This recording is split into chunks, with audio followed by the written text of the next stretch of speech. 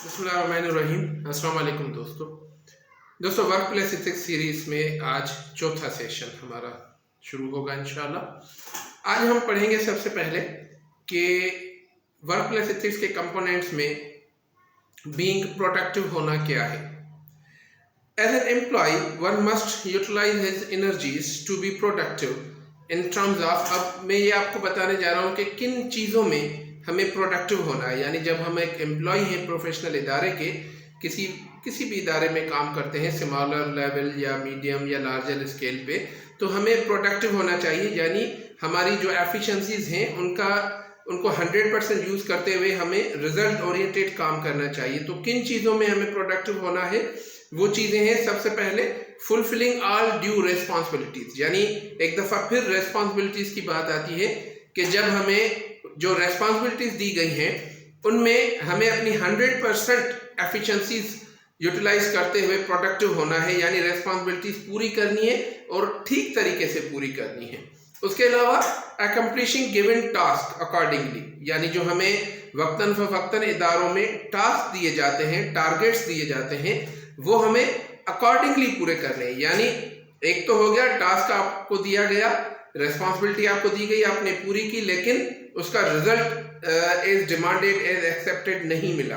लेकिन यहाँ बात की गई है कि अकॉर्डिंगली, यानी जिस तरह आपको कहा गया है इसी तरह आप जो है अपना टारगेट पूरा करें, अपना टास्क कंप्लीट करें। ये भी कंपोनेंट है एक। उसके बाद है achieving targets in given time. ये टारगेट्स और टास्क मैंने जो है आपको दोनों एक साथ मिला के बता दिए कि गिवन टाइम में और अकॉर्डिंगली और रेस्पॉन्सिबिलिटी आपने ये सारी चीज़ें कवर अप करनी है। उसके बाद है showing willingness to work hard for organisations goal. यानी आप जब एम्प्लॉय हैं, आप जब टीम मेंबर हैं किसी ऑर्गेनाइजेशन के, तो आप में ये एक विलिंगनेस, एक रजामंदी होनी चाहिए, आपकी नीयत ये होनी चाहिए कि मैं अपने इदारे के गोल्स की अकम्प्लिशमेंट के लिए काम करूँगा। यानी आप जाहिर सी बात है अपनी सैलरी के लिए काम करते हैं, आपका मकसद यही होता है, लेकिन जो इटर्नल पर्पस है, जो डिवाइन पर्पस है, वो ये होना चाहिए कि आप अपने इदारे की बेटरमेंट के लिए, अपने इदारे का जो विजन है उसको पूरा करने के लिए आप काम करेंगे और अपने 100% एफिशिएंसीज देंगे और डिलीवर करेंगे।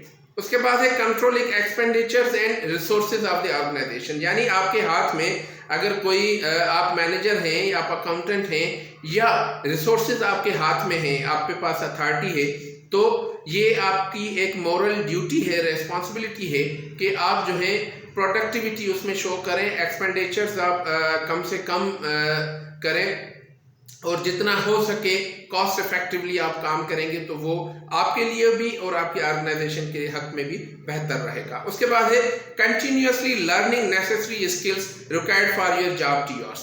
यानी अक्सर ऐसा होता है कि सरकारी इदारों में स्पेशल जब हम ज्वाइन कर लेते हैं, जब इवन टीचर्स हों, डॉक्टर्स हों, जो भी हों, जब हम एक दफ़ा ग्रेजुएशन करके आ जाते हैं, किसी इदारे को ज्वाइन कर लेते हैं, तो हमें लगता है कि we have learned a lot, अब there is nothing to learn. इस तरह नहीं है। हमें कंटिन्यूअसली अपनी प्रोफेशनल स्किल, अपनी एकेडमिक स्किल, अपनी जो भी सॉफ्ट स्किल्स हैं उन पे वर्कअप करते रहना चाहिए और to be as much productive as possible, उसके लिए हमें फिर कंटिन्यूअस लर्निंग करनी चाहिए। ये सब हमारी मोरल रेस्पॉन्सिबिलिटीज में शामिल है। उसके बाद है learning organisation skill, that is an other work place ethics, component of work place ethics, कि हमें जो है ऑर्गेनाइजेशन स्किल सीखनी चाहिए। यानी जिस इदारे में हम काम कर रहे हैं, जिस नौयत का हमारा काम है, जिस फील्ड का हमारा इदारा है, उसी हिसाब से हमें वो स्किल्स भी होनी चाहिए।